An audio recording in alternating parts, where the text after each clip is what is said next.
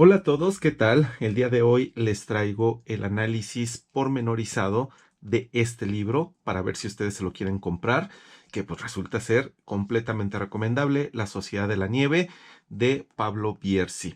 Este libro se ha vuelto muy popular a pesar de que ya tiene sus buenos años, es de 2008 y por supuesto relata hechos de 1972. Bueno, pues este libro de 2008 apenas muy recientemente a finales de 2023 lo hicieron una película que resultó ser tremendamente exitosa. Un caso, el de los sobrevivientes de los Andes, que de por sí era muy famoso, ahora se ha hecho archi reconocido. Dice, vamos a ver el libro, vamos a revisar el libro original. Por primera vez, los 16 sobrevivientes de los Andes cuentan la historia completa. Bueno, ya en un año después de los hechos de 1972, cuando ellos se estrellaron en los Andes, eh, en 1974 me parece, fue cuando sale el primer libro, el de Pierce Paul Reed, donde ellos eligen a este escritor británico para contar su primera versión, para que deje de haber chismes, para que ellos dejen en claro qué fue lo que sí pasó y lo que no pasó. Entonces ese fue el primero que realmente tuvo la versión de todos ellos. Pero la diferencia con este libro, por si quieren saber cuál es la diferencia, es que ahí relatan los hechos más desde una perspectiva externa y en cambio aquí los relatan más desde el punto de vista de lo que sintieron internamente. Y eso hace a este libro aún más valioso que el original. Y bueno, pues también habría que compararlo con otros libros, porque muchos de los sobrevivientes de los Andes hasta el día de hoy han escrito libros con sus propias perspectivas. Bueno, vamos a ver entonces aquí está la portada. Aquí tenemos el lomo del libro, La Sociedad de la Nieve de Pablo Bierzi. Y ahí ustedes pónganle pausa por si quieren ver. Pues no voy a leer, es muy extenso lo que dice en la contraportada. Ahora, vamos a verlo por dentro. Es muy interesante este libro. Aquí viene un esbozo biográfico de Pablo Bierzi. Pablo Bierzi era compañero de escuela del Stella Maris, el Stella Maris Christian Brothers, una escuela católica de origen irlandés que se abrió en Uruguay en 1955. Miren, yo llevo dando clases acerca de los sobrevivientes de los Andes durante casi los últimos 20 años. No es que dé clases sobre ellos eh, todos los días, no. Les dedico unas 2 o 3 clases al año, pero gracias a eso es que pues, yo sé mucho, pero muchísimo acerca de este tema. La Sociedad de la Nieve, por primera vez los 16 sobrevivientes de los Andes cuentan la historia completa. Pablo Bierzi, bueno, entonces les decía que Pablo Bierzi era compañero del Stella Maris de los sobrevivientes de los Andes en los años 70, a principios de los 70, pero él no se tomaba, él jugaba con ellos al rugby, bien pudo haber ido en el avión, pero no se tomaba el rugby tan en serio como muchos de sus compañeros sí lo hacían, así que finalmente él no abordó ese avión. Y le encantaba escribir, aprendió a escribir, se convirtió en un escritor profesional y finalmente pues, es el creador de este libro, pues con base en las experiencias que le relataron sus compañeros que se accidentaron. Aquí vienen los datos editoriales. Miren, fíjense nada más qué cosas, ¿eh? Esta primera edición es de noviembre de 2008. Apenas 11 meses después, menos de un año, ya iban en la sexta edición, en octubre de 2009. Esta es la que yo tengo, una sexta edición. Y, pero yo me la compré en el 2010. O sea, ya me la compré hace bastante tiempo. Me compré este libro hace pues ya más de una década, hace 13, 14 años. Bueno, aquí dice que se imprimieron 2.500 ejemplares. No, pues ahorita con la película que se estrenó, deben de estarse imprimiendo muchísimos más. Dice, para los amigos de antes, de siempre, de entonces. Un libro impresionante, pues que nos relata lo que ellos pasaron desde que se estrellaron bueno, desde que salieron en el viaje el jueves 22 de octubre de 1972 hasta que fueron rescatados. Que eso de que fueron rescatados es un decir, pues porque ellos hicieron gran parte del trabajo para que fueran rescatados. Agradecimiento. Este agradecimiento es la historia personal en unas cuantas páginas de Pablo Bierzi acerca de cómo él llegó a escribir este libro.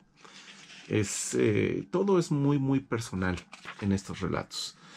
Y pues probablemente aquí, bueno, a ver, les voy a dejar esto para que ustedes, por si le quieren poner pausa y quieren leer todas estas páginas, bueno, no todas las del libro, pero pues a lo mejor les gusta y se lo pueden comprar. El mensaje que nos manda este libro, el sentido que los sobrevivientes de los Andes encontraron en todo lo que vivieron, es muy poderoso, ¿eh? Ahorita vamos a ver cuál es la interpretación, si es que se le puede dar una interpretación a algo así, como lo que vivieron.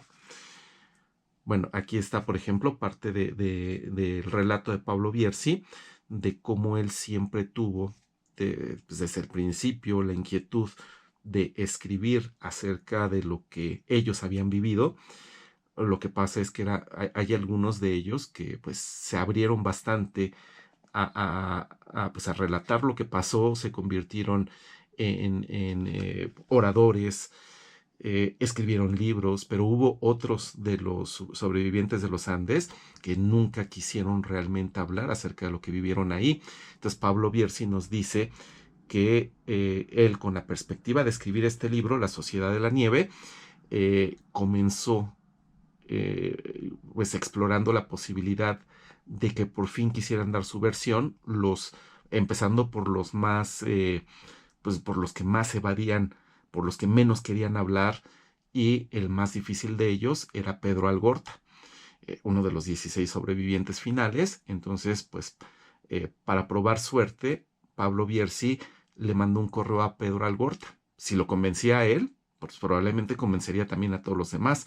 Y finalmente lo logró, y Pedro Algorta, pues, quiso contar su versión de los hechos. Muy bien, después tenemos el prólogo, aquí con también una anécdota acerca de Pedro Algorta poquito después de haber sido rescatado y cómo, qué pasó una vez que iba con sus padres en carretera, y nos pone este prólogo la perspectiva muy general, el relato muy, muy general de lo que pasó durante esos 72 días, de lo que pasó durante el accidente. Pues nos va preparando para el relato ya más pormenorizado de lo que viene y cómo cambió tremendamente esta experiencia a pues a los que iban en ese avión, a todos. Miren, aquí por ejemplo viene Carlitos Páez, que era el más joven probablemente de los 45 que iban en el avión, 5 tripulantes y 40 pasajeros. Después del día 10 de Carlitos Páez, él fue el primero que escribió un libro entre los propios sobrevivientes en el 2003, y después El Milagro de los Andes de Nando Parrado del 2006. Es muy bueno el de Nando. Bueno, lo que pasa es que el que yo he leído aquí de estos dos es el de Nando, Milagro de los Andes, vale mucho la pena, por ahí lo tengo. Bueno, entonces aquí, como les digo, este prólogo se trata de irnos dando una visión general, muy general de lo que pasó, e ir explorando cómo fue que lo vieron y qué fue lo que aprendieron los sobrevivientes a partir de esta experiencia. Muy bien. Y aquí ya empezamos con los capítulos. Capítulo 1, son 33 capítulos. En marzo de 2006, Volver a la montaña. Este capítulo, ahí vayan ustedes poniendo pausa, vayan leyendo. Trata acerca de cómo muchos de los sobrevivientes, no todos, pero muchos, han vuelto a las montañas al lugar del accidente, esta vez ya en condiciones bastante más controladas, con alpinistas profesionales que les van abriendo paso, y han vuelto pues para pensar acerca de lo que les pasó, y bueno, hay algunos que han vuelto muchísimas veces. Por ejemplo, Nando Parrado ha vuelto muchísimas veces. este sobreviviente que perdió a su mamá, a Senia Parrado, y también perdió a su hermanita menor, 3 años menor que él en ese entonces, que era Susana Parrado. Y él pues va a visitar su tumba, pero también el papá de Nando, que él no iba en el avión, Celer Parrado, así se llamaba. Él ya murió a los 91 años, hace relativamente poco tiempo, una vida fue muy longevo. Y el papá de Nando, Celer, que perdió a su esposa y a su hija, pues fue más de una docena de veces, Celer Parrado. Aquí mencionan, por ejemplo, que en esa expedición del 2006, una de tantas, iba Roberto Canessa, Gustavo Cervino, Adolfo Strauch y Moncho Sabela. Pero aquí, miren, los acompañaba Juan Pedro Nicola. Juan Pedro Nicola era el hijo, aquí pues ya grande, ya muy crecido, era hijo de dos de los pasajeros del avión que murieron en el choque inmediatamente, murieron instantáneamente, el doctor Francisco Nicola y la esposa del doctor Esther Horta de Nicola. ¿Cómo les hubiera servido a los sobrevivientes que el doctor hubiera sobrevivido? Pero pues no, murió instantáneamente, y Juan Pedro Nicola, el hijo de la pareja, los acompañó a los sobrevivientes en esta expedición del 2006, pues para escalar su propia cordillera. Ahorita vamos a ver lo que significa eso. Juan Pedro Nicola. Bueno, y aquí ya nos empiezan a relatar parte de lo que sucedió durante el choque. Aquí nos cuentan un poquito de la experiencia de Fernando Vázquez. Fernando Vázquez, uno de los que iban en el avión, es un jovencito, cuando el avión chocó con la cordillera, era un avión de 2 hélices. Entonces una de las hélices salió volando con un ala, se desprendió del avión y se alejó y se perdió ahí en la cordillera. Pero la otra ala con la hélice, al desprenderse, salió volando hacia el propio fuselaje. Entonces llegó al fuselaje la hélice, lo traspasó y le cortó la pierna a Fernando Vázquez. Entonces cuando el fuselaje ya paró, después de que se deslizó en el Valle de las Lágrimas, eh, Roberto Canessa, digamos que el médico sobreviviente del equipo, que iba en tercer semestre de medicina, fue a revisar a Fernando Vázquez y lo encontró en shock, lo encontró, pero fuera de eso lo encontró muy entero. No se dio cuenta de que se estaba desangrando en la pierna por el salvaje corte que le había hecho la hélice, y finalmente cuando vio a los heridos más graves y regresó con Fernando Vázquez, ya estaba muerto. Álvaro Mangino, que es, híjole, Álvaro Mangino también le tocó la de malas, pero sobrevivió. Este sí fue uno de los 16 finales sobrevivientes. Él se rompió una pierna y Roberto Canessa pues fue el encargado de enderezársela, y lo hizo muy bien. Roberto Canessa, qué valor tenía el cuate, un médico, estudiante de medicina de tercer semestre, pero qué valor y qué pantalones. Todavía hoy en día pues, es un cardiólogo famoso internacionalmente, y una persona que suele ayudar a las personas pobres y necesitadas. Todos ellos se convirtieron en personas excelentes, eran personas excelentes y lo siguen siendo. Enrique Platero, sobrevivió al choque, pero desgraciadamente murió 16 días después, en la avalancha el día 29 de octubre, que fue pues, lo peor que les pasó en las montañas, fue la avalancha. Enrique Platero, cuando salió de entre los escombros del avión, a la hora del choque tenía un fierro enterrado en el abdomen. Cervino, que era otro de los estudiantes de medicina, pero si de por sí Canessa nada más iba en tercer semestre, Cervino iba en primer semestre. Él le quitó a Enrique Platero el fierro que tenía en el estómago, y se dice que le sobresalía algo que parecía ser parte del intestino, y aún así Enrique Platero se salvó, pero pues por desgracia murió durante la avalancha 16 días después. Es apasionante en todos los aspectos, pero más allá del morbo que nos causa esa cosa de que si que se comieron a sus compañeros los cadáveres, miren, eso es lo de menos. Esto nos enseña muchas cosas, y eso es de lo que les voy a hablar ahorita. A ver, vamos a seguir explorando el libro. Roberto Canessa, Abandonados, el capítulo 2, ese es mi preferido. Roberto Canessa es que, bueno, ellos no son los que escribieron el libro. Finalmente fue Pablo Bierzi. Pablo Bierzi los entrevista, les hace varias horas de entrevistas, y a partir de ahí él va estructurando y va redactando el libro. Pero finalmente cada capítulo es un reflejo de lo que le contó cada uno de los sobrevivientes, y digamos que el más poético es y el más profundo, no necesariamente el mejor. Sí, mi preferido pues es el capítulo de Canessa. Es impresionante. Esto, por favor, póngale pausa y léanlo. Esto de no sé si hubo algún científico loco y maldito que dijo, en lugar de poner cobayos, pongamos seres humanos en el hielo. Esto es muy, muy impresionante. Y sí, pues parece ser que un científico loco los puso ahí para ver hasta dónde llegaban. Bueno, y este párrafo que está aquí, que estoy señalando, es lo que yo creo que contiene el significado de lo que es la experiencia de los Andes que les pasó a ellos. Y es lo que hace esta experiencia tan importante, y ellos, al ir descubriendo el sentido de lo que dice este párrafo, eh, se han abierto más y han entendido la importancia, estos sobrevivientes, de contar lo que les pasó. Dice,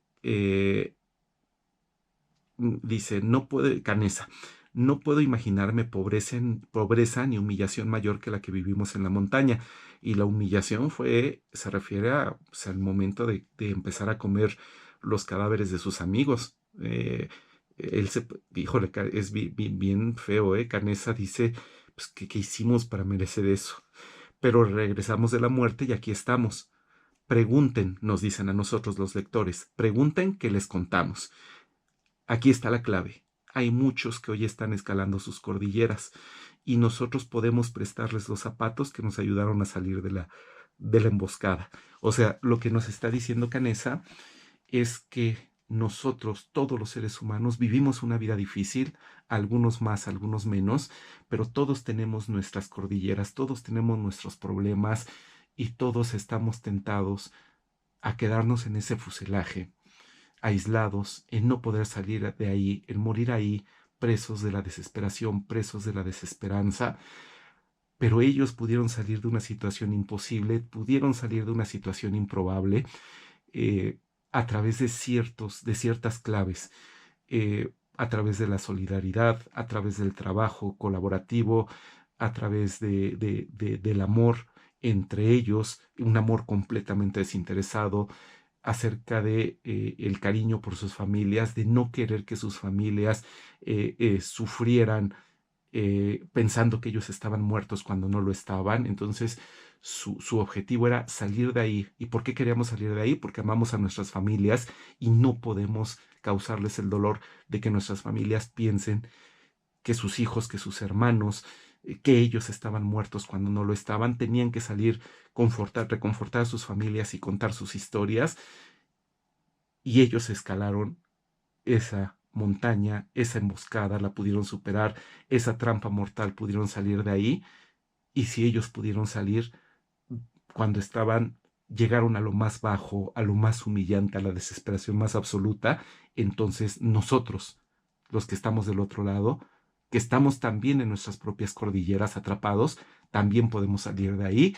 Y esa es la enseñanza más valiosa de lo que le pasó a los sobrevivientes de los Andes. Ahora, si ustedes ven en YouTube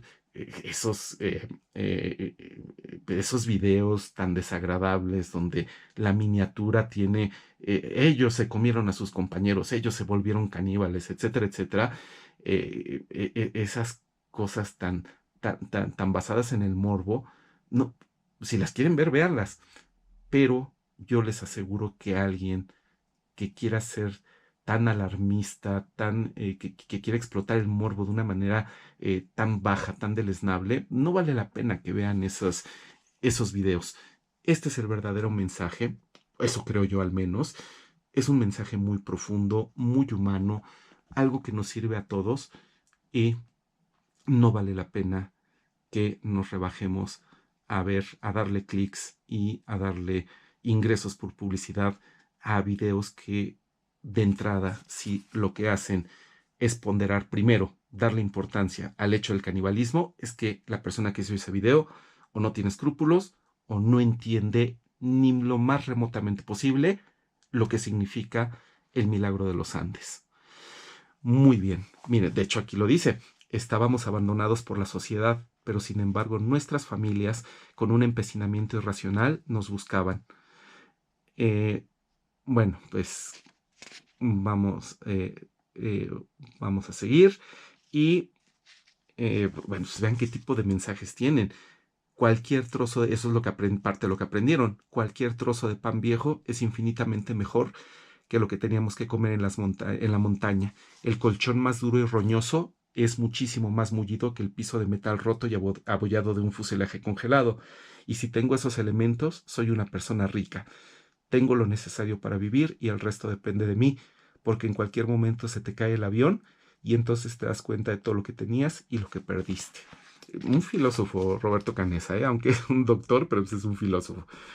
Eh, muy bien, aquí viene cómo racionalizaron, cómo fue que aceptaron el hecho de tener que comerse a los cadáveres de sus compañeros, porque ellos lo analizaron antes de hacerlo desde todos los puntos de vista, desde el punto de vista religioso, moral, intelectual, incluso legal, y bueno, pues finalmente no tuvieron otra opción y lo que hicieron pues fue de alguna manera justificar ante ellos el por qué podían comer esos cadáveres. Pero como les digo, eso de los cadáveres es lo de menos. De hecho, pues Canessa fue uno de los que, pues, de los que tuvo que liderar. Al principio fue el capitán del equipo, Marcelo Pérez del Castillo. Pero bueno, finalmente estos eran los sentimientos de Canessa cuando comieron carne humana por primera vez. Es desgarrador, es absolutamente desgarrador. Eh, a ver, vamos a ver si podemos leer esto, pues porque a uno siempre se le tuerce la voz. Voy a tratar de desvincularme emocionalmente de esto porque si no es imposible leerlo pues, por las lágrimas.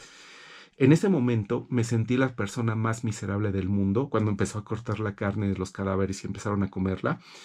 Y me pregunté qué había hecho de malo para haberme obligado a asumir esa actitud tan humillante. Los que nos observaban desde el fuselaje compartían con nosotros esa profunda tristeza. Todos experimentamos ese momento de degradación, comerte a la muerte, y por eso todos nos morimos un poco ese día. Muy bien.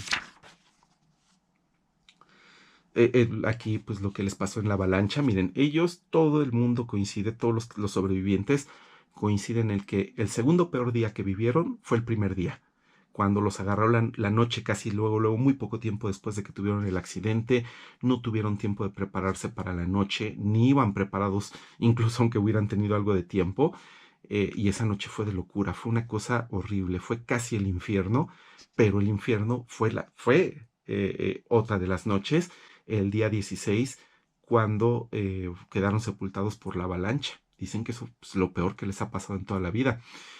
El primero y segundo peor de las cosas que vivieron. Incluso por ahí la tercera peor cosa que vivieron fue cuando en el día 10 se enteraron por el radio de que ya no los buscaban más. Aunque sus familias no dejaron de buscarlos, ¿eh? Muy bien. Y miren, este mensaje también es increíble. Y este también te manda un mensaje muy poderoso para la vida. Eso sí, no vayamos a confundir un libro tan importante como este con un libro de autoayuda. Eso sería degradar muchísimo, al máximo este libro. Créanme, esto está a años luz de un libro de autoayuda, ¿eh? No es para nada un libro de autoayuda. Eso sería no entenderlo, degradarlo de su intención. Vean lo que dice. Así empieza a prepararse la expedición final, que es cuando Nando, Canessa y Tintín Bicintín tratan de escapar de las montañas para pedir ayuda y que vayan a rescatar a los 14 que se quedaban. Entonces, así empieza a prepararse la expedición final de ellos tres, algo materialmente posible, pero aparentemente imposible. Entonces pensé, voy a poner mi parte y le pediré a Dios que si quiere ayudarnos, que lo haga, que si me interpone una pared, que ésta tenga grietas para poder clavar las uñas y treparla, que si coloca una trampa en el camino, que deje una vía para esquivarla.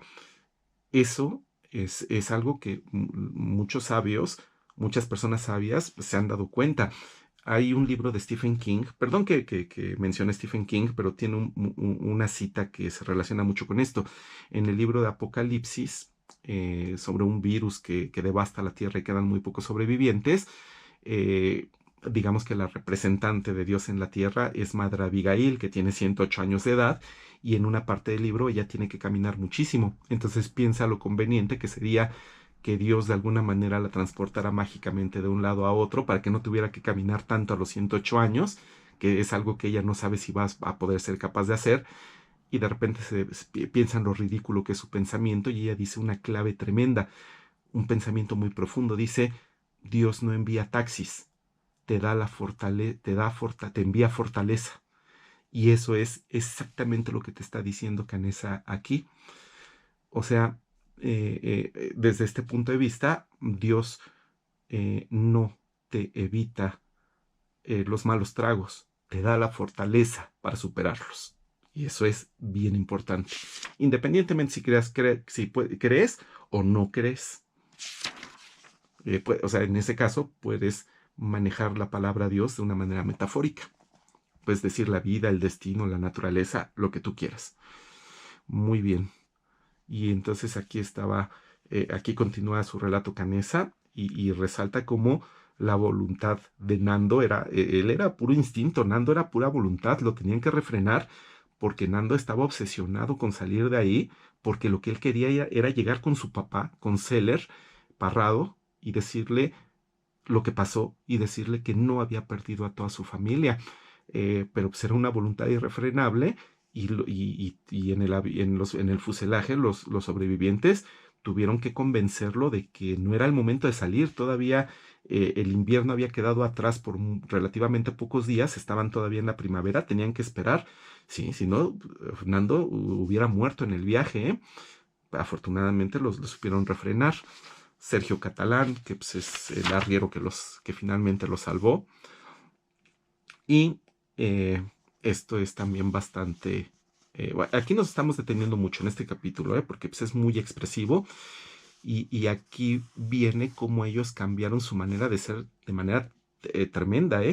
Por ejemplo, pues obviamente en cuanto ellos aparecieron y encontraron a Sergio Catalán, el arriero que los salvó, que le dijo al mundo que ellos estaban vivos, pues el mundo se volcó con todos sus recursos para rescatarlos. Pero ellos pensaban que podía no ser así. Entonces, cuando estaban planeando la expedición final para salvarse, ellos incluso era tanta su ingenuidad o su trauma de tener que salir adelante con sus propios recursos que apartaron billetes, apartaron dinero, se llevaron dinero con ellos, pensaron que a lo mejor nadie les iba a hacer caso, que iban a llegar a Santiago de alguna manera, saliendo de la montaña iban a caminar a Santiago, llegaban a una estación de tren y entonces iban a tener que llegar de ahí a Buenos Aires, cruzar el Río de la Plata en un barco, llegar a sus casas, tocar el timbre y decirles que estaban vivos y a partir de ahí organizar el rescate. Pero miren, no contábamos que encontraríamos al arriero ni que el mundo estuviera tan necesitado de remediar su engaño, de pues, haberlos dado por muertos y pues ahora con ese complejo de culpa rescatarlos a toda costa. Muy bien.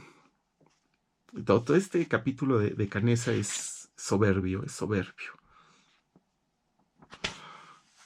Ahora, este es uno de los párrafos más desgarradores de la historia, pues digno de un poeta, pero pues a ver, otra vez tengo que desvincularme de lo que está diciendo, porque pues si no, no se puede leer sin ponerse a llorar.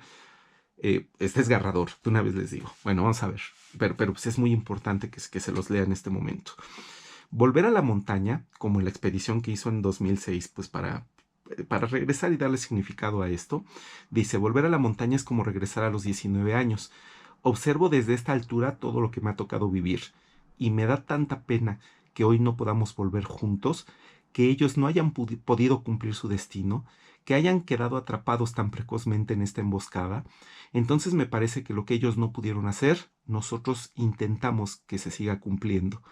Ellos hicieron mucho esfuerzo por sobrevivir, pusieron demasiado empeño para salir de la montaña, y nosotros nos desvelamos para que sobrevivieran, pero no tuvimos las fuerzas suficientes para sacarlos. Les pido perdón y acepten en paz que vivamos por ustedes.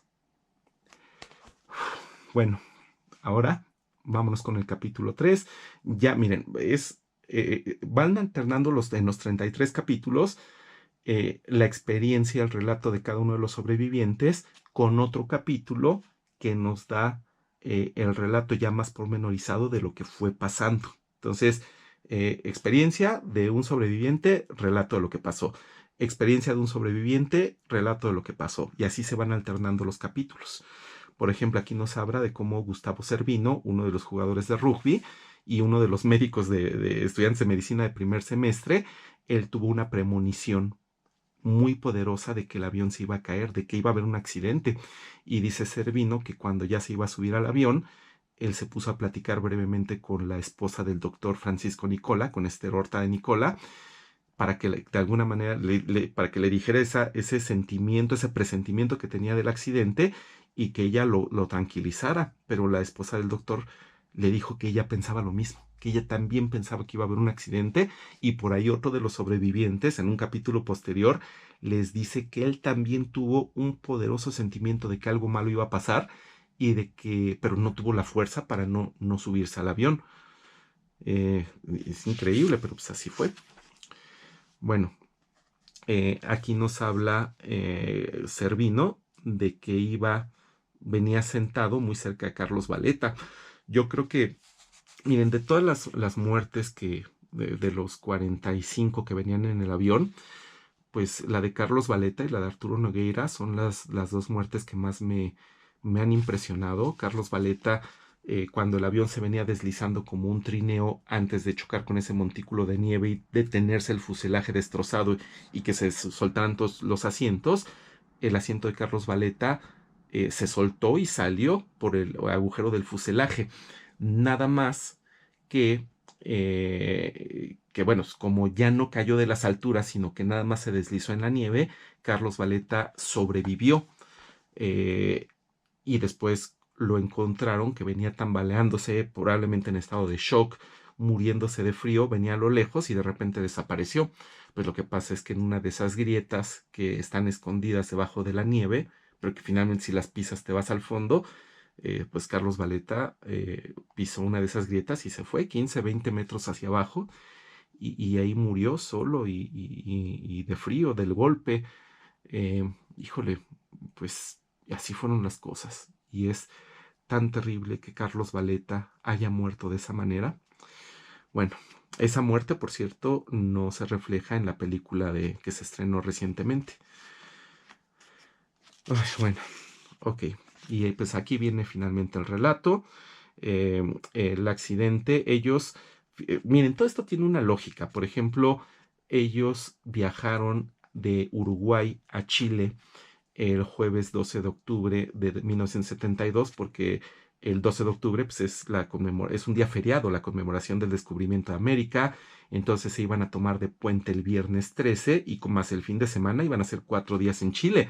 Se querían, o sea, que querían pasársela súper bien allá y el partido era lo de menos, ellos eran jóvenes, lo que querían era divertirse, pero finalmente por el mal clima en la cordillera de los Andes, el avión aterrizó en la provincia de Mendoza, en el aeropuerto del Plumerillo, y ahí pasaron todo el jueves 12, entonces finalmente despegaron el viernes 13, día de mala suerte. Claro, eso no tuvo nada que ver, pero pues hay muchos detalles. Miren, finalmente algún día haré un video relatando todo lo que sé del accidente de los Andes, pues porque si me pongo a relatar todo aquí, no, pues el video ya va en 30 y tantos minutos, pues nunca vamos a acabar.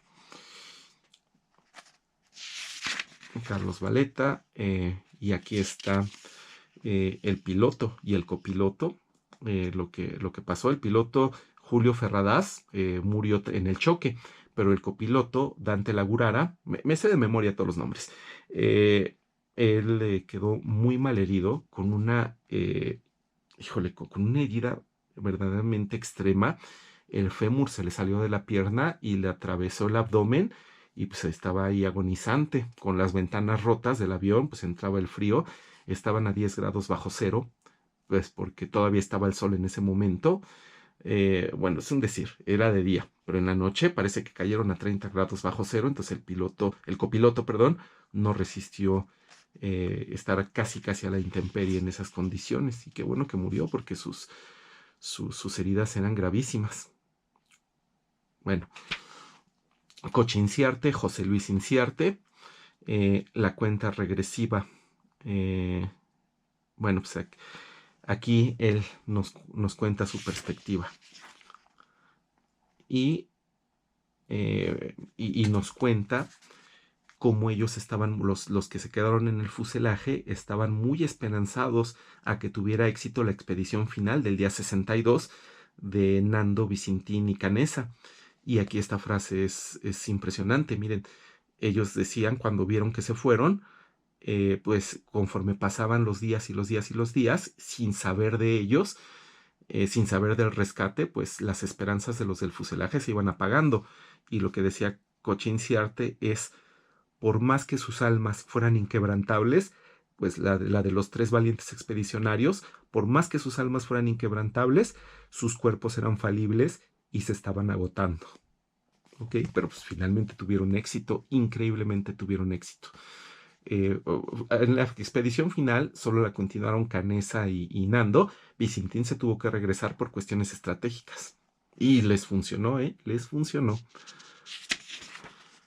Muy bien.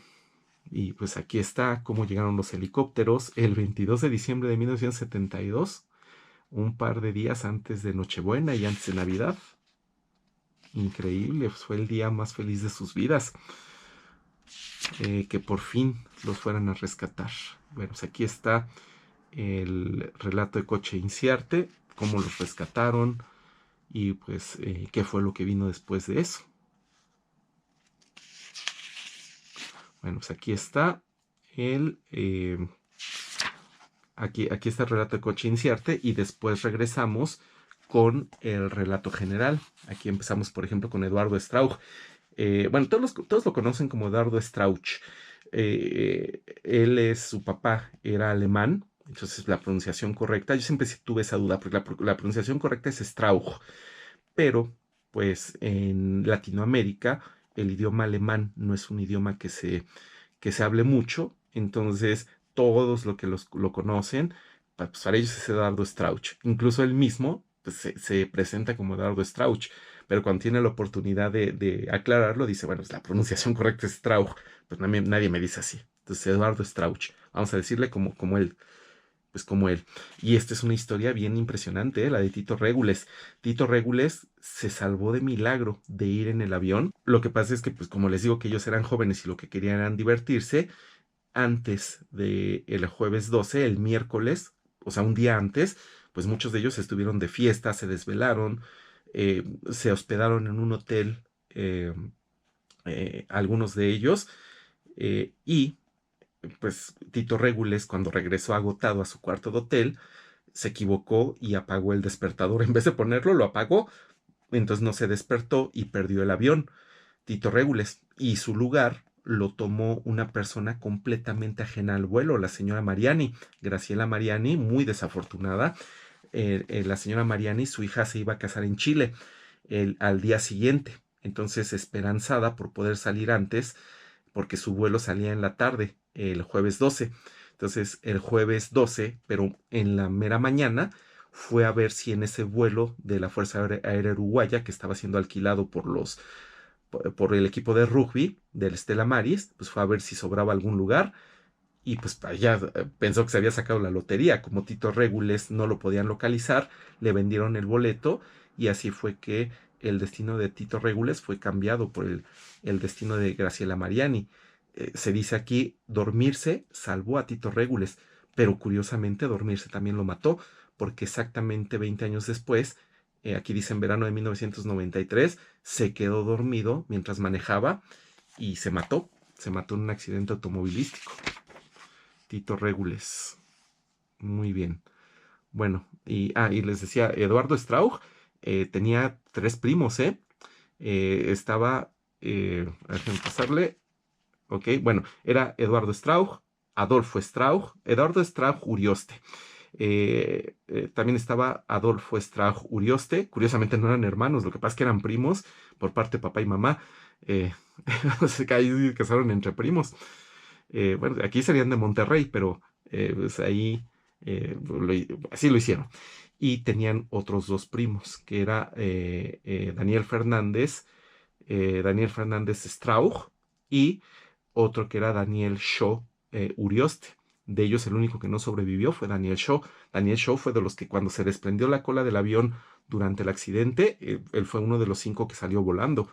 Los 5 que salieron volando fueron 2 tripulantes, fueron Ovidio Joaquín Ramírez, digamos que el auxiliar de vuelo, el navegante también, Ramón Martínez, salió volando, y 3 de los jugadores de rugby. Guido Magri salió volando, que me parece que era un gran amigo de Nando Parrado.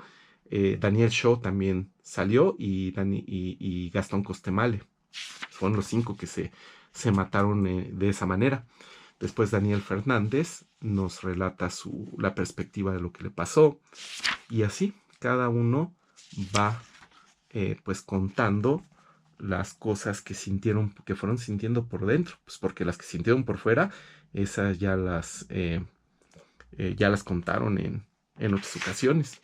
Eso es lo que hace este libro tan excepcional.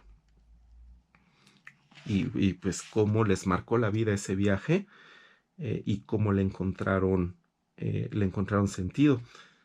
Aquí, por ejemplo, este fue otro de los momentos más difíciles que ellos vivieron, cuando murió el Vasco Echavarren. El Vasco Echavarren era pues una persona, un jovencito que no estudiaba en el Stella Maris, era un tanto ajeno a eso, pero era uno de los personajes más queridos de entre los sobrevivientes.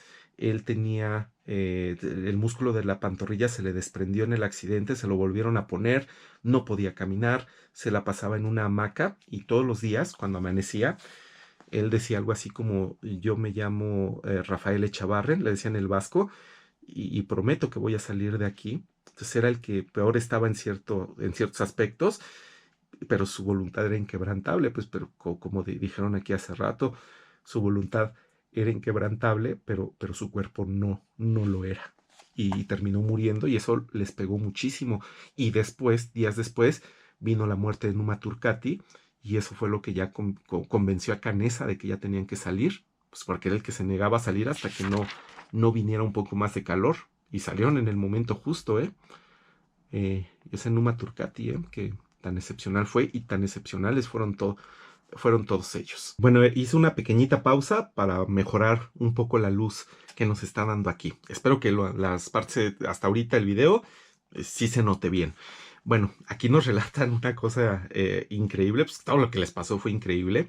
Es cuando en el día 72, bueno, pues por fin Canessa y Nando encontraron al arriero, a ese ángel, verdadero ángel, que era Sergio Catalán. Sergio Catalán murió muy recientemente, murió, me parece que en el 2020, a los 91 años de edad. Una persona, híjole, que se merece todo el respeto, pues porque fue el que finalmente se puede decir que sí lo salvó. Bueno, los encuentra Sergio Catalán, empieza el rescate, anuncian por radio que hay sobrevivientes del avión uruguayo que se cayó en las montañas, y Daniel Fernández y Eduardo Strauch tenían la costumbre que cada mañana salían del fuselaje en medio del frío, cuando apenas estaba amaneciendo, para sintonizar el radio y escuchar las noticias. Lo que pasa es que ellos habían descubierto que en las mañanas era cuando se tenía mejor recepción. Más allá de las mañanas prácticamente escuchaban pura estática. Entonces escucharon que había 2 sobrevivientes del accidente en los Andes. Y era tanto su escepticismo que ellos empezaron a discutir si le daban la noticia a los del fuselaje o no. ¿Por qué? Porque decían: a ver, pero ¿qué nos garantiza que es el avión el nuestro? ¿Qué nos garantiza que no fue otro avión? Pues es que decepcionar a sus compañeros con una noticia falsa de esta naturaleza hubiera sido el final para todos. Entonces fíjense nada más qué increíble que se pusieran a discutir que a lo mejor se referían a 2 personas expedicionarias que iban a pedir ayuda para un avión accidentado en las montañas. Pensaron que podía ser otro avión. se pusieron a discutir si se referirían a Nando y a Canessa y a ellos, y de repente le cambiaron la estación para ver si otros estaban dando la noticia y sintonizaron el Ave María. Me parece que el Ave María de Schubert. Eh, y entonces ahí fue cuando ellos dijeron, esto tiene que ser una señal. Si se están refiriendo a nosotros, pues por supuesto que se estaban refiriendo a ellos. Llegaron al fuselaje y los del fuselaje dicen que les vieron una mirada que nunca les habían visto, cuando menos que no les habían visto hace muchísimo tiempo, y les dieron la noticia y fue el momento más feliz de sus vidas. Por fin iban a ser rescatados. Muy bien. Y bueno, son muchas cosas que se relatan aquí. La segunda muerte. Ok. Roberto Canessa. Cómo conoció a Coche Inciarte. Carlos Roque, el mecánico que tan mal lo retrataron su carácter en la película de 1993, en la película de Viven, que pues, se le ha hecho justicia, un poco de justicia a Carlos Roque. Los sobrevivientes dicen que se merece más allá de esa visión de un hombre enloquecido, de un hombre que no tenía control de sí mismo. Incluso Canessa fue contactado por el hijo de Carlos Roque y lo ayudó mucho. El mecánico del avión, que pues bueno, sí quedó muy afectado por el choque. Y él tenía un hijo muy pequeño y después ese hijo ya crecido, ya un hombre, se contactó con Canessa, que Canessa se ha vuelto un gran benefactor de la gente pobre, ¿eh? Los recibe ahí en su casa y todo. Cómo chocaron, cómo las personas alucinaban. De hecho, otra cosa que les quiero decir de cuando recibieron la noticia de que los iban a rescatar en el día 72, los del fuselaje se pusieron también a discutir si no había sido una alucinación de Eduardo Strauch, eso de que habían oído la noticia, y de Daniel Fernández. Pues porque eran tan extremas las condiciones de la montaña que a cada rato alucinaban. Entonces lo discutieron y decidieron que lo más probable es que sí los iban a rescatar, sobre todo porque eran dos los que habían oído la noticia al mismo tiempo y que pues difícilmente podía ser una alucinación. Bueno, fíjense nada más a qué grado llegaban. Adolfo Strauch, el famoso, no le dicen Adolfo Strauch, le dicen Fito Strauch, y aquí viene su relato. Ok, muy bien. Aquí viene el relato de la avalancha del día 16, del 29, el domingo 29 de octubre, domingo que es un día tan horrible, de cómo pues uno de ellos tuvo la suerte de que pudo salir de escapar de la avalancha. Ellos te cuentan cómo cuando te atrapa una avalancha, el mismo peso de la superior de la nieve va compactando la nieve que está abajo, y entonces la nieve deja de ser nieve y adquiere una consistencia mucho más parecida al hielo. Entonces te deja como si estuvieras atrapado en hielo, no te puedes mover y empiezas a asfixiarte muy rápidamente, a menos de que tengas la suerte que se haya hecho un espacio entre la nieve y tu nariz, pero pues casi nadie tuvo esa suerte. Entonces 8 de ellos murieron durante la avalancha, y bueno, pudieron haber sido más, o todos, casi todos incluso, si no hubiera sido porque Roy Harley tuvo la suerte de quedar en una posición tal que pudo escapar de la avalancha y empezó a escarbar para sacar a todos. Bueno, eso fue lo que pasó. Ahora, aquí pues murieron muchas personas. Murió Liliana Metol, que era la única mujer que quedaba con vida en ese momento, la esposa de Javier Metol, que fue un golpazo para el pobre Javier Metol. Javier Metol es uno de los dos sobrevivientes de los Andes que pues ya murieron. Todos ellos han sido muy longevos. Lo que pasa es que Javier Metol tenía, me parece que 38 años en el momento del accidente. Él era primo de Pancho Aval, uno de los jugadores, muy carismático. También murió Pancho Aval. Y su primo grande, Javier Metol, de 38 años, con Liliana, que me parece que tenía 34 o 36 años. Ellos fueron invitados a este viaje y Liliana murió, pero Javier se salvó. Bueno, pues ahí murió también Marcelo Pérez del Castillo. Marcelo Pérez del Castillo era el capitán del equipo de rugby, un tipo súper admirable. Él fue el que los mantuvo vivos los primeros 10 días, el que los organizaba, el que les daba instrucciones, el que exploraba las ideas que tenían cada uno para ponerlas en práctica y aumentar la posibilidad de supervivencia de todos, el que tuvo la idea de racionar la comida, los mantuvo vivos.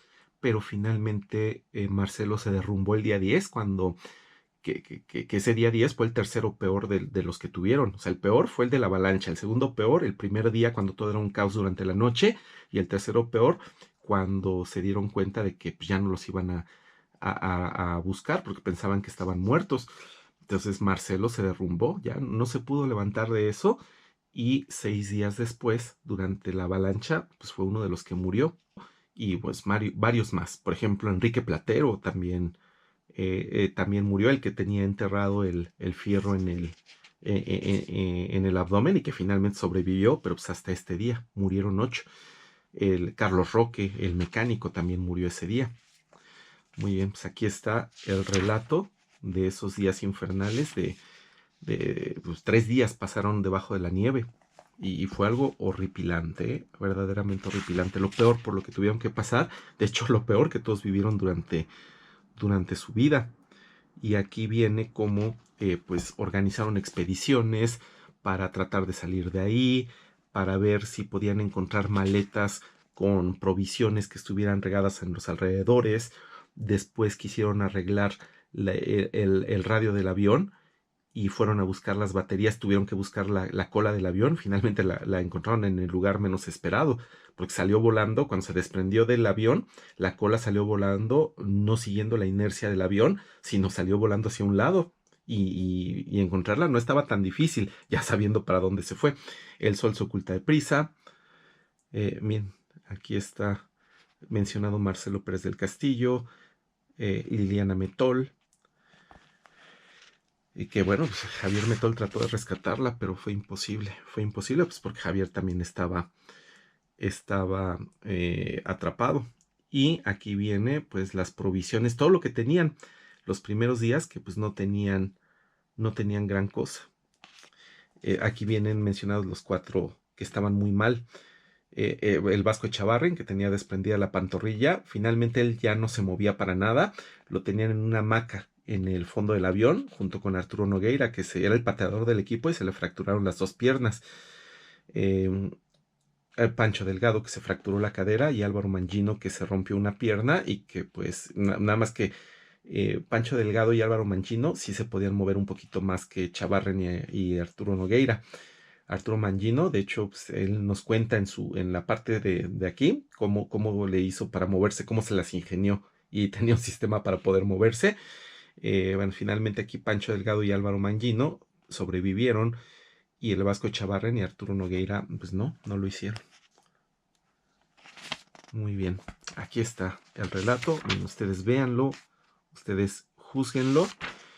Moncho Sabela, Ramón Sabela, El Diablo no duerme. Moncho Sabela era un estudiante, pero no del Stella Maris, sino del Sagrado Corazón, una escuela jesuita que tenía un cierto pique hasta donde yo sé con el Stella Maris, pero pues, se conocían algunos del Stella Maris, se conocían con algunos del Sagrado Corazón. Entonces Moncho Sabela llegó a ese viaje y la mayoría de los pocos que él conocía murieron durante el choque. Entonces él pues ya no conocía a demasiados ahí, pero pues acabó conociéndolos y se integró perfectamente bien como parte del grupo.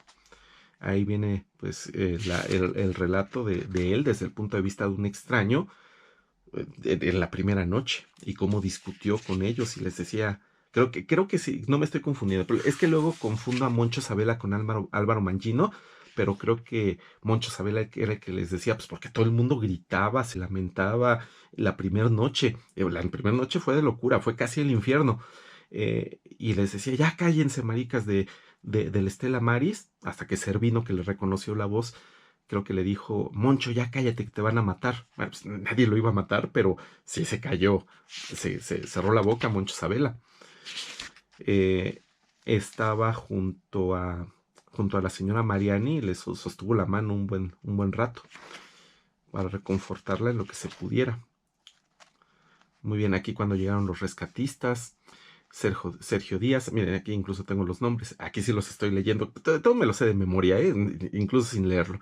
Sergio Díaz, Osvaldo Villegas, Claudio Lucero y José Bravo. Estos eran andinistas, rescatistas andinistas, y José Bravo era enfermero.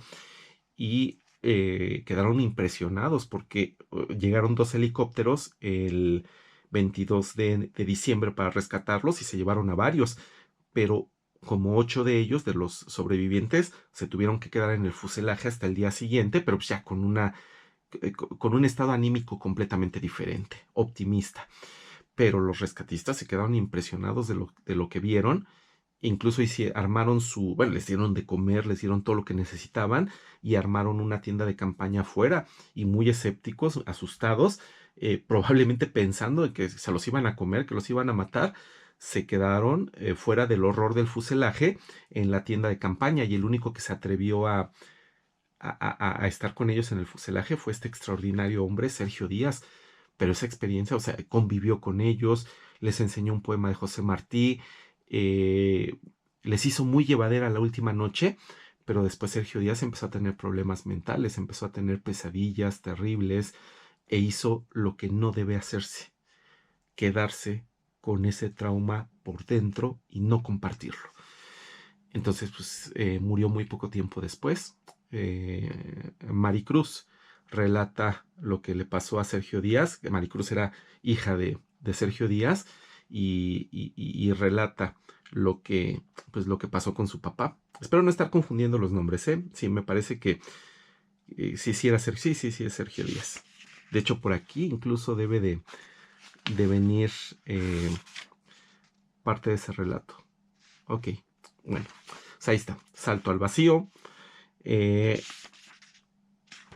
Continúa el relato, pues muy impactante siempre, pero con un significado muy profundo. Como les digo, bueno, aquí Gustavo Nicoli, que les dio la noticia de que ya no los iban a buscar, y fíjense que la noticia la manejó de una manera muy creativa.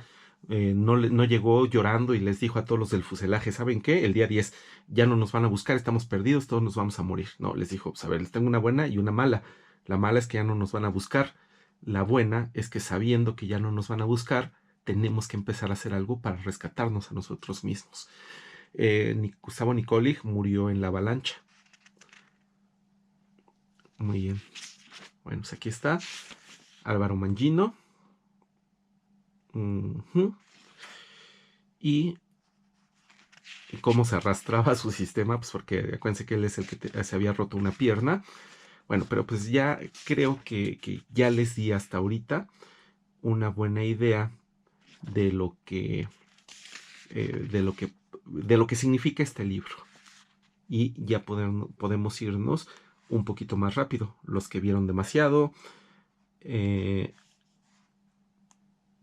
trineo, de cómo a veces, por ejemplo, uno de los que hicieron un trineo con una maleta fue Tintín Bicintín, cuando en la expedición final, les digo que por razones estratégicas, Canesa y Nando lo mandaron de regreso, y para bajar la montaña lo antes posible y no quedarse ni un solo día, pues la montaña, lo que pasa es que estaban en un valle y tenían que escalar una montaña muy alta para tener esperanzas de comenzar la caminata que los iba a salvar. De hecho, esa montaña tiene nombre, ¿eh? Es el Monte Seller, así es como lo bautizaron, en honor del papá de Nando, y ese valle que está debajo del Monte Seller, bueno, donde estaba el fuselaje, es el Valle de las Lágrimas. Entonces, es impresionante cómo le hizo Tintín Bicintín para que un tramo del Monte Seller lo bajara como trineo, y se pudo haber matado, pero es que la suerte, tanta mala suerte y tanta buena suerte al mismo tiempo, que estuvo de parte de los sobrevivientes. Gustavo Cervino, una cruz abollada con el brazo roto. Gustavo Cervino fue uno de los que, pues digamos que junto con Bobby François, uno de los que quedó de los primeros que se dieron cuenta de lo que había pasado durante el accidente. Lo que pasa es que todos se quedaron en su asiento y pues cuando el fuselaje se paró de esa carrera loca que llevaba hacia abajo, cuando chocó con el montículo de nieve, todos se fueron con todo y asientos, pero Gustavo Cervino, que iba en el último asiento que no se desprendió y que no salió por el hueco del fuselaje, él se agarró súper fuerte, se levantó de su asiento en el último momento y entonces fue el que no quedó debajo de los escombros y se puso a ver lo que pasaba y al primero que rescató, que sí estaba entre los escombros, fue a Canesa y ahí fueron sacando a todos los sobrevivientes. Cuando fueron a ver afuera del fuselaje, se encontraron a Bobby François. Lo que pasa es que Bobby François también se zafó de su asiento y él, convencido de que el avión iba a explotar, que bien pudo haber sido así, saltó del fuselaje en los últimos 50 metros y cuando lo vieron estaba sentado en la nieve fumándose un cigarro. Bobby François, tan peculiar, ¿eh? Bobby François. Bueno, aquí está. Vamos a seguirle. Las fotografías, ¿eh? Las fotografías, las originales. Esta foto es muy famosa, tanto en la película de 1993 de Frank Marshall, ese que es más, Frank Marshall, el de la película de Viven de 1993, es más famoso como productor que como director, pero como director ha hecho películas que a mí me gustan mucho, muchísimo, aunque no son obras de arte. La de Aracnofobia es de Frank Marshall, la de, por ejemplo, la de Congo, la de Amy, la gorila que habla así con las manos, y una menos conocida que se llama Eight Below Zero, que en español es acerca de una historia basada en hechos reales de unos perros que fueron abandonados. Milagro en la Antártida se llama. Unos perros que fueron abandonados en la Antártida en una estación de investigación. Tuvieron que escapar las personas y meses después llegaron por ellos a ver quiénes habían sobrevivido de esos perritos. Otra cosa, eso es como director. Frank Marshall como productor es productor de una de mis películas favoritas, El Sexto Sentido con Bruce Willis, que por cierto, ahorita no sé qué hora sean, estoy grabando este video un viernes y lo voy a estrenar mañana el sábado y a las 10 de la noche van a pasar la película de Sexto Sentido en la televisión, no me la voy a perder, entonces me tengo que apurar con el video. Y aquí están, miren, aquí están en el avión. Les digo que esta foto la recrean perfectamente bien, tanto en la película del 93 como en la de 2023. Y aquí ya están en la noche del rescate, con Sergio Díaz. Por ahí anda Sergio Díaz. Ah, pues este es Sergio Díaz. Sí, pues vean la diferencia. O sea, vean nada más todo rollizo. Y luego se ve quién es. Este que está aquí es Roy Harley. Roy Harley era probablemente el siguiente en morir. Si no los hubieran rescatado, le quedaban como 1 o 2 días de vida. De hecho, cuando lo rescataron y ya lo llevaron a la civilización, estuvo 15 días internado en el hospital debatiéndose entre la vida y la muerte. Hay por ahí una foto muy conmovedora de la mamá de Roy Harley, como la tiene a un lado. Y otro de los sobrevivientes, una de las mamás, porque las mamás estaban convencidas de que sus hijos estaban vivos. Una de las mamás, cuidando a uno de los sobrevivientes en el hospital, le dijo, no les quiero decir de quién, porque ese dato sí no estoy seguro, pero le dijo: hijo, eh, te, pa- te, te parí 2 veces, solamente que esta vez, la del accidente, lo gocé y lo sufrí más que la primera vez. Muy bien. Aquí está pues más fotografías. Aquí está el papá de Carlitos Páez, que pues todavía vive, ya muy viejito, pues es un pintor famoso. Cuando los rescatan en el fuselaje, les hacen unas tomas desde el avión. Sergio Catalán, ya muy anciano, el arriero que los rescató.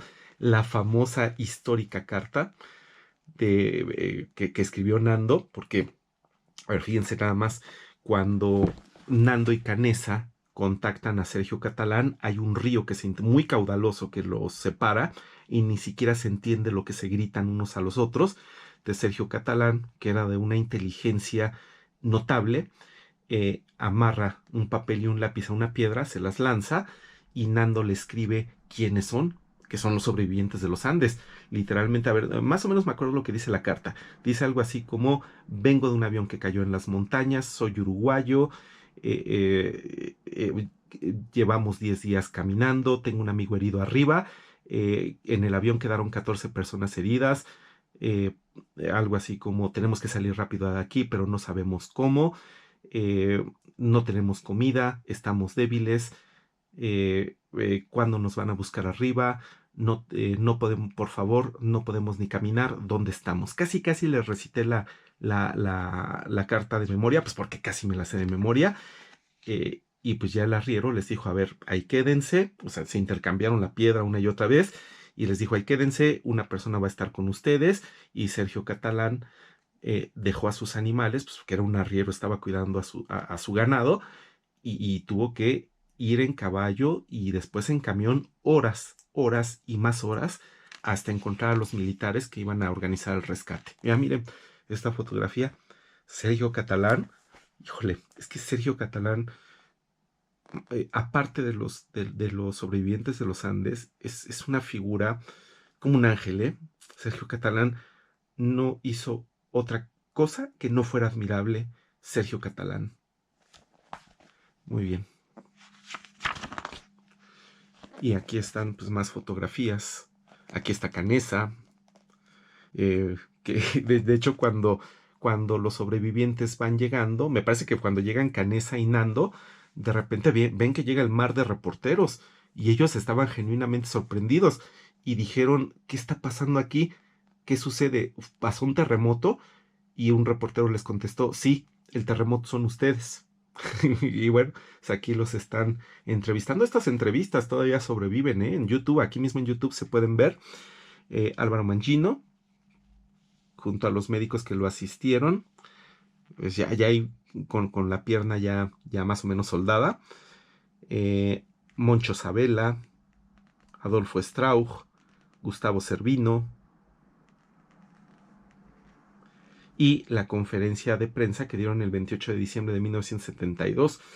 Esa conferencia fue necesaria porque ya empezaban a haber chismes de que no solamente se habían comido a los amigos muertos, sino que se habían matado entre ellos para tener más comida y una serie de estupideces eh, que, pues que ellos tuvieron que acotar y a uno de ellos, pues, que era el que mejor hablaba en público, que estaba estudiando para abogado, de hecho, le encargaron que fuera el responsable de decirles la verdad acerca de lo que pasó, especialmente con respecto a lo que comieron, y básicamente todo el mundo lo entendió, ¿eh? Ok, Jorge Massa, importante, que participó en las tareas de rescate.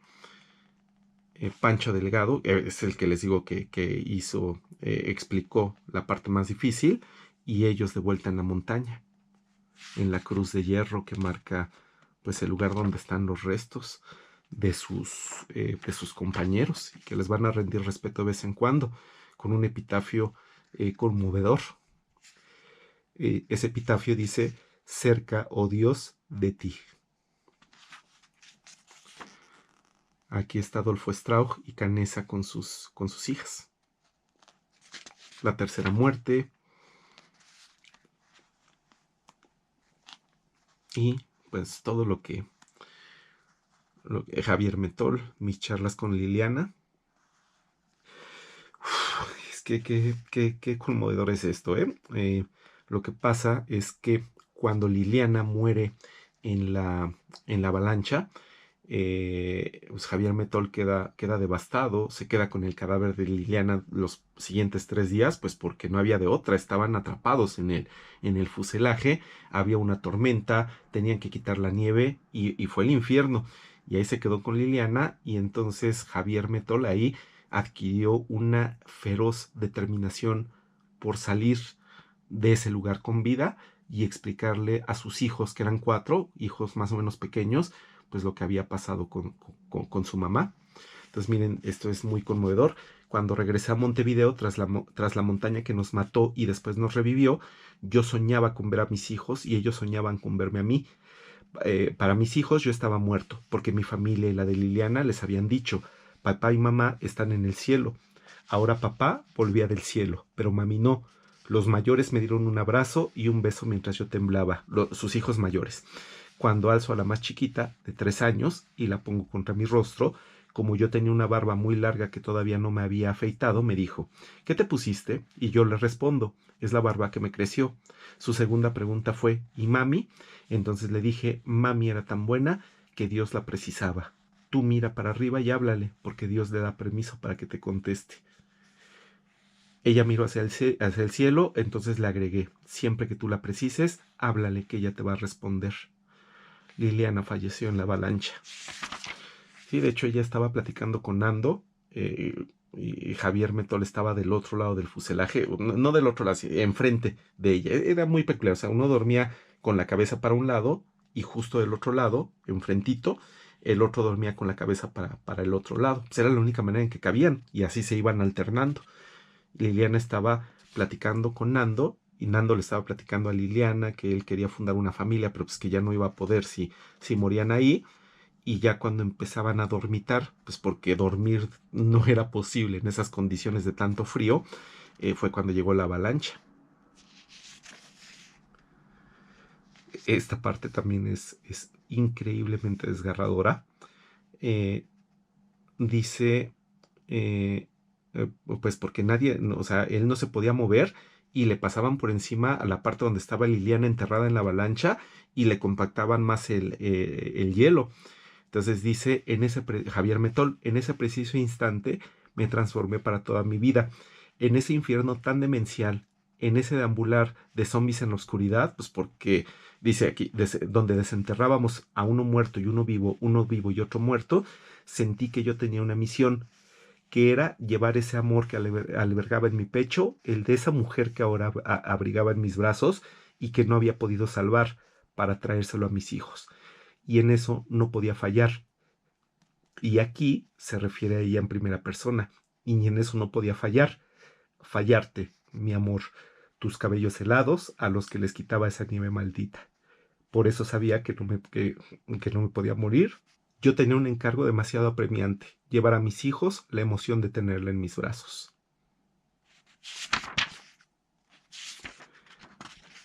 Y aquí continúa el relato de cómo fue que él llegó, cómo era primo de Pancho Aval, es unas cosas que ya les conté hace ratito. Condenados a caminar. Inmediatamente después de la luz, Nando Parrado se focalizó en una sola idea, que ya venía, o sea, salir de ahí, organizar la expedición final. Pues antes de eso encontraron la cola del avión y pues trataron de reparar el radio. Eso les dio tiempo para concentrarse pues en esos otros objetivos y no adelantar, pues cuando el ambiente todavía no era favorable, pues la expedición final. Eso les salvó la vida. Pedro Algorta, viviendo bajito. Y bueno, pues más y más cosas. Aquí está. Vale la pena que lean este libro, La Salvación por el Oriente. Lo que encontraron en la cola del avión, encontraron un poquito de comida, encontraron revistas, etcétera, etcétera. Carlitos Páez, La Larga Travesía. Carlitos Páez les digo que tiene su propio libro del 2003. Que no es fácil conseguirlos, ¿eh? Bueno, pues por Amazon sí. Nadie nos escucha. Ok. Bueno, pues muchos detalles que se van a encontrar aquí. El relato de Roy Harley. Roy Harley es uno de los que, gracias a la película de 1993, se nos da una visión pues, que no corresponde con el Roy Harley de verdad. Fue un tipo mucho más admirable de lo que nos cuentan en esa película, ¿eh? Y en ese sentido, pues la de Netflix es mucho más precisa. Cómo cómo les cambió el destino el solo hecho de cambiar de lugar el día de la avalancha. Diego Storm cambió el lugar por Roy Harley. Marcelo le cambió el lugar a Coche Inciarte y Gustavo Nicolija a Gustavo Servino, y eso determinó que 3 sobrevivieran y que 3 murieran. Bueno, voy a continuar. Lo que pasa es que ya estaba a punto de agotarse la batería y ya estaba a punto de acabarse el espacio de la memoria, entonces tuve que cambiar ambas cosas. Bueno, les estaba hablando de cómo ellos cambiaron de lugar y eso les cambió la vida. 3 murieron, 3 se salvaron. Continúa, ya estamos llegando al final, tengan paciencia, vale la pena. Los buscadores y pues todo lo que implicó los padres y los adultos pues que estaban en la civilización y que invirtieron tantos recursos para encontrar a sus hijos, para encontrar a las personas que estaban en el fuselaje, y que muchos de ellos estaban convencidos de que sus familiares estaban vivos. Carlos Páez Vilaró, el papá de Carlitos Páez, Luis Urraco, que era el suegro de Canessa, pues tenía a su novia, a Lauri, y que finalmente se convirtió en su esposa. Casi todos, o gran parte de los supervivientes de los Andes, terminaron por casarse con los que en ese entonces eran sus novias. Jorge Cervino, Bobby François, en el borde, dice aquí. Bueno, pues ahí está. Una de las historias más peculiares es la de Bobby François. Él pues tenía una personalidad muy peculiar, Bobby François. Bueno, pues aquí está lo que él pasó. Me pone a pensar mucho, porque es una persona que no colaboraba demasiado, pero lo estimaban. Y ellos dicen, bueno, pues aunque Bobby François era tan peculiar, pues él hizo la parte que le correspondía. Muy bien. Y miren, esta cita es bastante peculiar. Es una cita hasta cierto punto humorística, hasta cierto punto, de lo que opina Bobby François. ¿Qué pasó después? Primero de todo, jamás volví a subir, ni subir a un avión. Aprendí la lección. Jamás volví, ni voy a volver a la cordillera. Aprendí la lección. Me ganó, lo tengo clarito. Tal vez haya bloqueado mucho de lo que sucedió. Suelo tener pesadillas bastante desagradables, pero siempre surgen otros temas, la infancia, el colegio, la familia, pero en mis pesadillas nunca se entromete nada de la cordillera, ni del accidente, ni del avión. Eso es algo que a mí me extraña, porque se me ocurre que tiene que estar en alguna noche, en alguna parte de mi inconsciente, pero no se asoma. Mejor así, que se quede quietito, como un animal asustado al que le han pegado demasiados palos.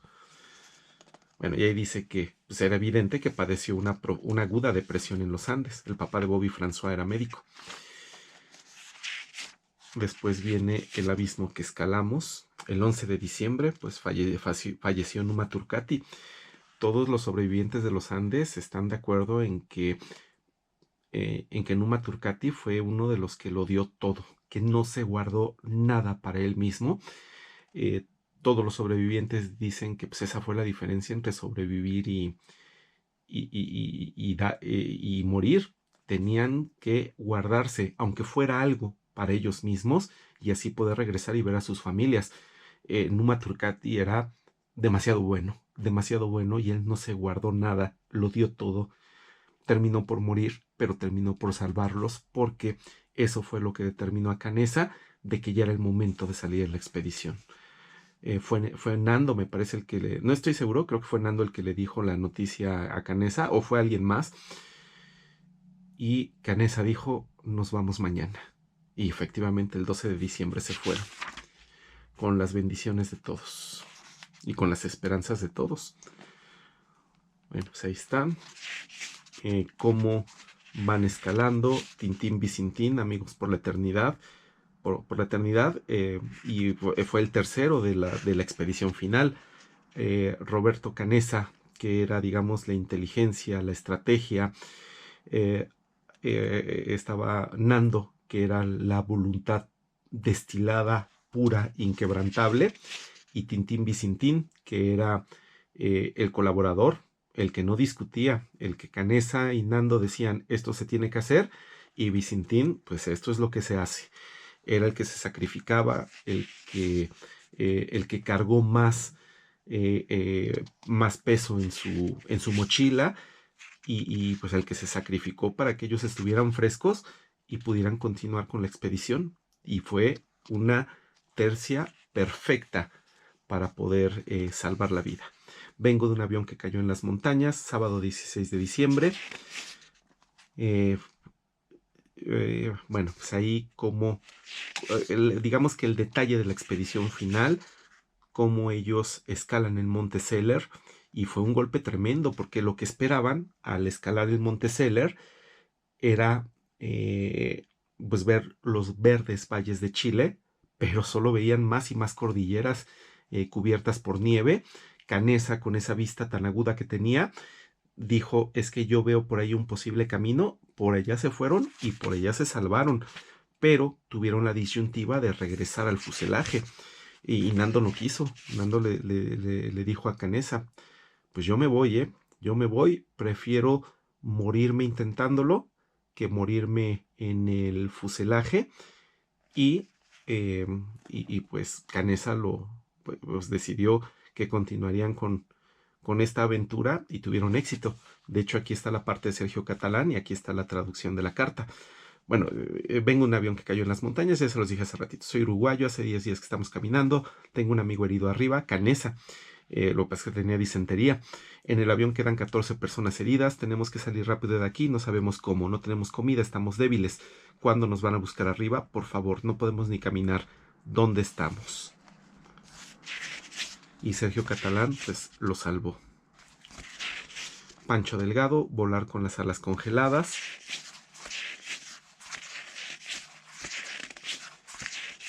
Miren, esta es la primera vez que un libro le paso todas las páginas en un video, pero pues es que vale la pena. Después, con las expediciones, encontraron los cadáveres de sus amigos que salieron volando. Aquí encontraron el de Daniel Shaw, uno de los 4 primos. El único que no se salvó, Eduardo Strauch. Eduardo Strauch le encantaba viajar por el mundo. Y pues en parte por eso fue que los acompañó a Chile. Muy bien. Y pues aquí nos habla de su experiencia. Los Maitenes, que es el lugar donde encontraron a Nando y a Canesa. Cuando Nando preguntó en la carta, la famosa carta, ¿dónde estamos? Pues estaban en los Maitenes, en la precordillera o en la base de la cordillera de los Andes, donde los encontró Sergio Catalán y donde Chile organizó el rescate de los sobrevivientes. Este capítulo es abre el de Canesa y cierra el libro el de Nando. Sigue de largo, papá. Este capítulo, esta frase es muy significativa para Nando. Él finalmente se casó con su esposa Veronique y tiene 2 hijas, Cecilia y Verónica. Él frecuentemente tenía fantasías. Después de que lo rescataron, durante años tuvo una fantasía, no un sueño, una fantasía, de que su papá llevaba a él, a su mamá y a su hermana Susie hacia el aeropuerto. Pero llega un momento en que en el camino, de hecho eso es real, hay una bifurcación y él tenía la fantasía de que le decía a su papá, desvíate por aquí, papá, para que no fueran al aeropuerto y él nunca se subiera a ese avión. Pero llegó el momento en que él, después de muchos años, asimiló todo por completo. Y entonces su fantasía, una vez se encontró teniendo esa fantasía tan recurrente, pero la fantasía cambió. Esto es muy conmovedor, muy conmovedor. Dice, volví a recrear la escena por la Rambla, pero cuando llegábamos al camino que se bifurca, no le decía más a mi papá, dice aquí Nando, que diera un giro en el volante, sino que en mis pensamientos le indicaba, no dobles, papá, sigue de largo, déjanos en el aeropuerto y en el infierno. Y me di cuenta de que ese cambio en mi ensueño no se refería a mi madre y a mi hermana, cuyos duelos lentamente había procesado, ni a la condena que viviríamos, sino que lo que quería decir a mi padre era que por el camino del infierno, esa bifurcación después del arroyo Carrasco, también llegaba a lo que indefectiblemente sería mi vida, con la familia que hoy tengo, que por ese camino se cruzaría un día mi mujer, Veronique, y si seguía esa autopista, un día nacerían mis 2 hijas, Verónica y Cecilia, y que lo que estaba indicando a mi padre era simplemente que me dejara hacer mi vida, que mi destino continuara, porque llegaría a conocer la paz, no a partir de lo que ocurriría, sino a causa de lo sufrido, y desde entonces no tengo más ese pensamiento agónico que durante tanto tiempo me ha atormentado. Y finalmente con esto, Nando terminó de escalar su propia cordillera. Y eso es el mensaje de este libro. Todos tenemos cordilleras. La vida humana es un reto, es difícil por naturaleza, y nosotros estamos en nuestros fuselajes. De nosotros depende y de la ayuda que los demás nos brindan en nuestra familia, de nuestros seres queridos, del amor que nosotros podamos dar, depende que nosotros podamos escalar nuestras propias cordilleras y que nos salvemos. Y ese es el mensaje de los Andes. Si se fijan, yo estoy haciendo muy poco énfasis en la parte del canibalismo, en la parte de la antropofagia, pues porque quien hace demasiado énfasis en eso es que no ha entendido el significado del milagro de los Andes. Es una vergüenza incluso. Bueno, miren, mi opinión, y le voy pasando las páginas, es que todos tenemos derecho a darle rienda suelta a ese morbo cuando nos aproximamos por las primeras veces al milagro de los Andes. Pero llega el momento en que nosotros no podemos quedarnos en un nivel tan superficial de una de las aventuras más profundas y más significativas de la historia de la humanidad. Tenemos que ir más allá, tenemos que explorar el significado de qué representa eso para ellos y qué representa eso para nosotros. Miren, aquí está lo que les decía del destino de Sergio Díaz, el rescatista que pasó con los últimos sobrevivientes la noche en el fuselaje. Y dice aquí, a Sergio Díaz, el socorrista que pasó la noche con los sobrevivientes en el fuselaje, le cambió la vida de repente. Un hombre apacible, sin problemas de sueño, pasó a vivir pesadillas terribles, como lo recuerda su hija Maricruz. Sobresaltaba las madrugadas con sus gritos, no lo hablaba con nadie, pero escuchábamos los alaridos y lo despertábamos. Murió sorpresivamente poco tiempo después, el 18 de marzo del 75, a los 50 años. Fue cremado y Maricruz llevó la urna a la cordillera, a la parte más profunda a la que pudo acceder, la abrió y dejó que el viento esparciera sus cenizas. Y aquí termina el libro de La Sociedad de la Nieve. Una obra verdaderamente extraordinaria. No digamos por la manera en que está escrita, no, es cosas así son secundarias, sino por el mensaje que nos manda, y es que todos tenemos una cordillera que subir y con base en nuestra determinación, en nuestra valentía, en el amor, en la solidaridad, en la ayuda de los demás, tenemos que salvarnos, ayudarnos a nosotros mismos y escalar esa cordillera y solucionar esos retos tan formidables que la vida nos presenta. Espero que este video les haya agradado.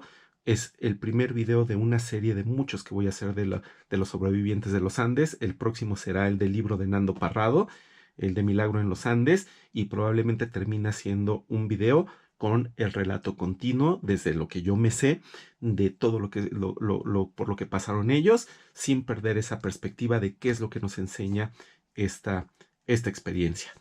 Le dejamos aquí. Muchísimas gracias. Yo soy Roberto. Nos vemos en un próximo video.